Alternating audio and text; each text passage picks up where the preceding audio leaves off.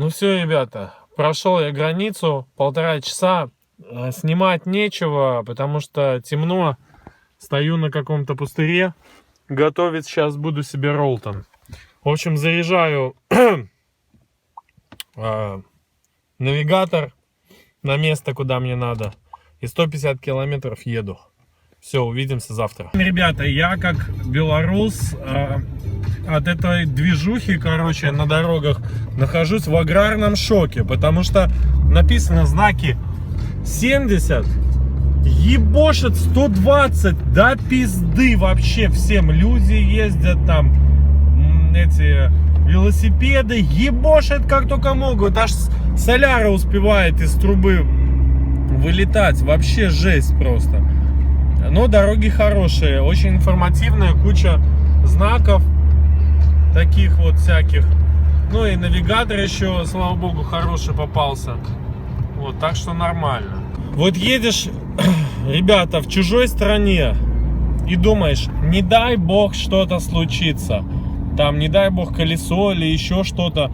Как у меня антифриз потек уже перед границей, да? И ты заночуешь в незнакомой тебе стране.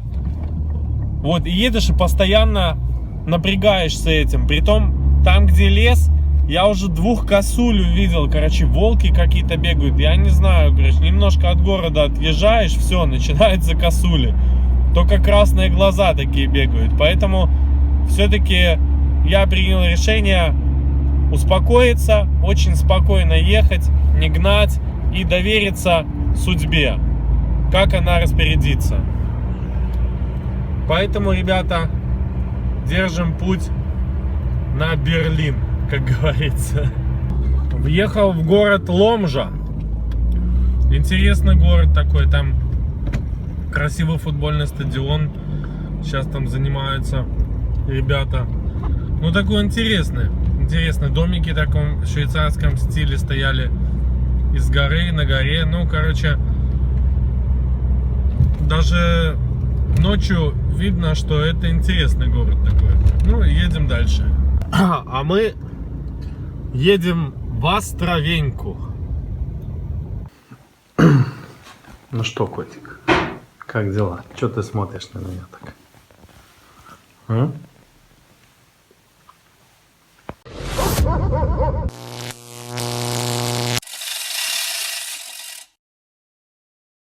Поехали! Будь проклят тот день, когда я сел за баранку этого пылесоса! Ну не отчаивайтесь. Налетай, торопись, покупай. Это дешево, надежно и практично. Клиент дозревает, будь готов. Вы всегда готов. Собака друг человека.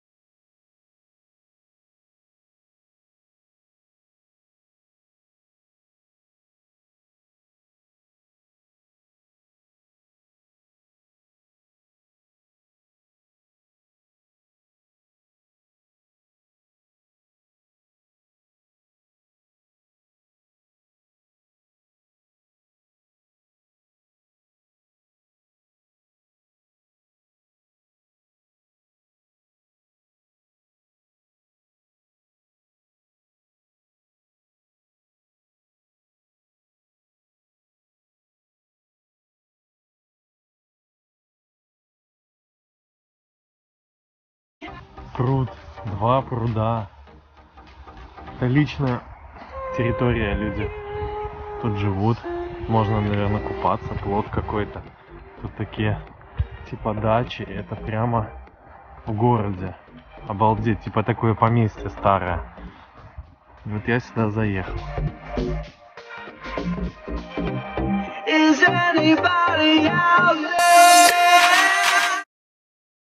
Все, выдвинулись мы, короче, в Варшаву. 111 километров до следующих друзей. Едем. Ребята, въехал в Варшаву, ну, так как тут, так как темно, показывать как бы нечего. Через 400 метров. Вот. Мы еще сюда попадем на обратном пути. Я думаю, что что-то интересное мы поснимаем.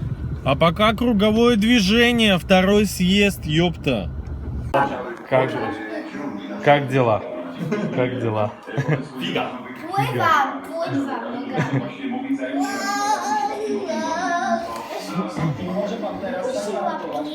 Лапки. Молодой пес такой. О.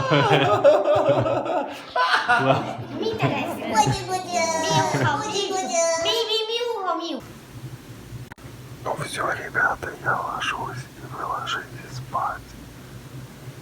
Пока.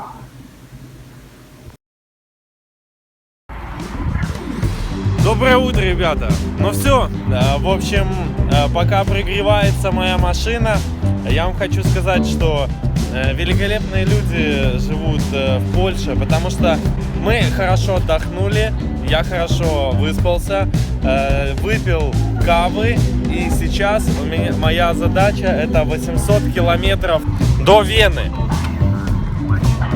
До Вены. Мой путь будет через Краков, также через Чехию, через Брно, и прямо я попадаю на Вену. То есть сегодня я побываю еще в двух государствах. Это в Чехии и в Австрии. Все, значит, я полон сил, энергии и еду за новыми приключениями. Ну и, конечно, забрать мою девушку Катю. Она меня там ждет.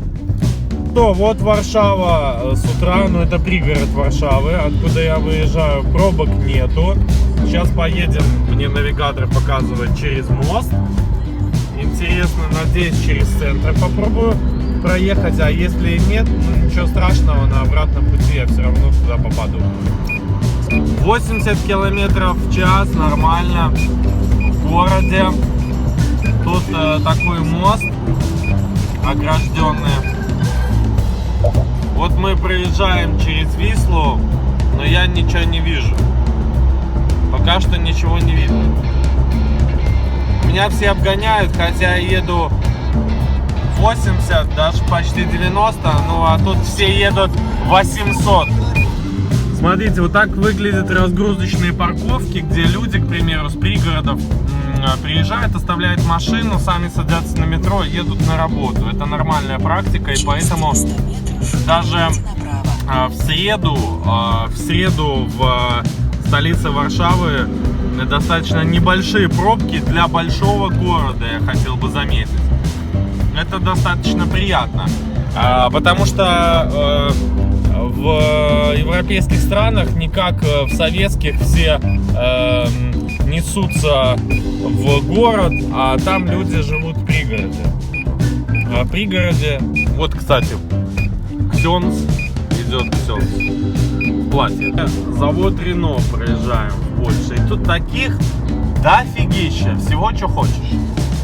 Вот хочется отметить, где реально развито сельское хозяйство, так это в Польше, потому что тут практически вот огород засеян, к примеру, одной капустой или там кукурузой, да, и видно, что это частные домики, что люди сами их обрабатывают, это фермерство, они за счет этого живут. Вот смотрите, кукуруза пошла, да, это не государственная, это частная территория.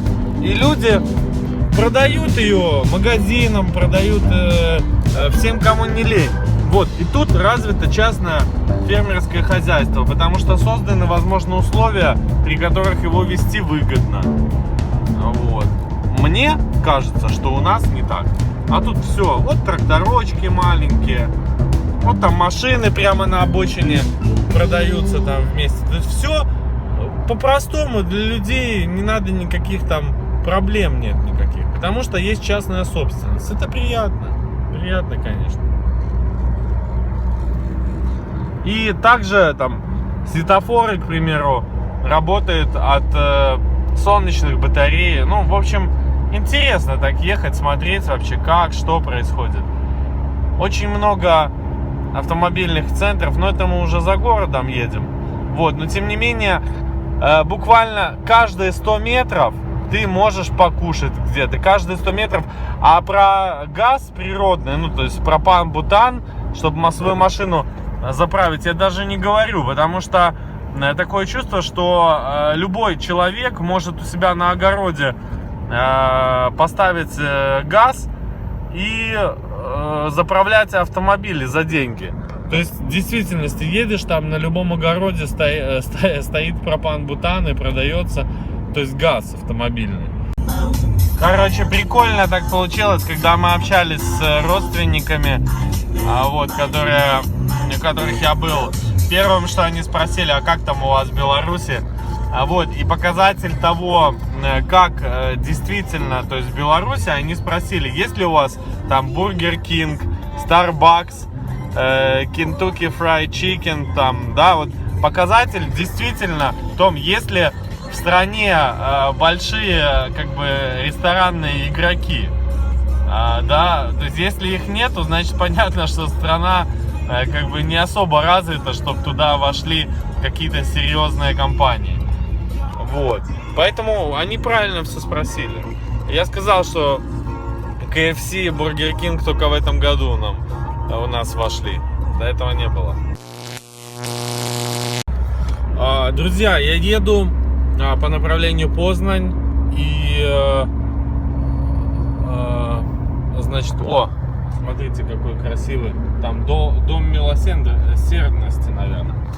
Так вот, я хотел бы сказать... Так, еще хотел бы сказать, что, видите, Макдональдс прямо в лесу. Короче, по направлению леса прямо Макдональдс есть. Ладно. Суть в том, что тут есть такие вывески, которые обозначают то, что я еду по направлению там, где был дом Фредерика Шопена. Это великого польского пианиста. Кто не смотрел фильм «Пианист», пожалуйста, посмотрите. Очень классный фильм, который получил Оскар. Так вот, где-то тут он жил. Конечно, у меня не будет времени для того, чтобы туда заехать, но то, что я нахожусь где-то тут, уже очень сильно греет душу. А вот в кустах ягуар стоит. В общем, я хотел бы сказать так, что поляки по своей части очень достаточно обеспеченные люди. Именно то, что я вижу, это не какая-то не показное. Это не показное. У людей просто есть деньги, просто на хорошую жизнь. Они могут себе много позволять, при том, что если белорусы тратят там 33%, вот я считал, 33% зарплаты на еду, хотя я думаю, что тратят и немножко даже больше, то британцы 11% на еду. Поляки, я думаю, с их ценами 17%. Но суть в том, что это намного меньше. Притом продукты дешевле, лучшего качества. Вот, и очень развито сельское хозяйство. Это не то, что в Беларуси все говорят, вот у нас там агрогородки, вот у нас там агрогородки там государственные. Нет, Через надо... 400 метров круговое движение. Заткнись нахуй. Действительно, частная собственность и есть действительно конкуренция, что самое важное. Круговое движение. И Второй съезд. большой здоровый Макдональдс. Короче, ребята, еду я как цыганин. Ну, видите, вся машина, багажник у меня заполнена. В общем, остановился я на заправке Лукойл, знакомые мне, для того, чтобы накачать шины, поесть яблочко, заварить кофе. Моя любимая кофеварка, и поехать дальше. По навигатору я смотрю, что дорога не близкая и очень сложная, потому что извилистая, потому что я выбрал бесплатные дороги, и 667 километров осталось, и хуй его знает, по-моему, там через горы, блядь, не просто ехать, я хочу сказать, не просто там 70 километров в час, фуры ебошат, короче, все ебошат. И нормально. Я же хотел попасть в такую ситуацию, чтобы, ну, как бы, посмотреть, что такое страна изнутри. Вот я и смотрю. Да. Не по картинкам, как вы, а в реальности. Интересный факт. Навигатор показывает, что мне осталось 660 километров и пишет, что я приеду в 23 завтра. Завтра, видите? Я считаю, что он пиздит.